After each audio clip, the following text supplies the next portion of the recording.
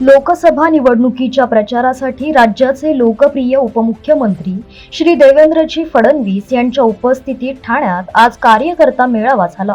या मेळाव्यात उपमुख्यमंत्री श्री देवेंद्रजींचे मार्गदर्शन ऐकले, तसेच मतदानाचा टक्का वाढविण्याबरोबरच महायुतीच्या बाजूने सर्वाधिक मतदान करण्याचा निर्धार केला। यावेळी महायुतीच्या पदाधिकारी व कार्यकर्त्यांची मोठ्या संख्येने उपस्थिती होती। आजचा जो प्रोग्राम झाला, ऍक्च्युली हा प्रोग्राम आता लास्ट होता, कारण आता फक्त 2 दिवस आपले बाकी राहिले। त्यासाठी तुमची आता तयारी काय आहे?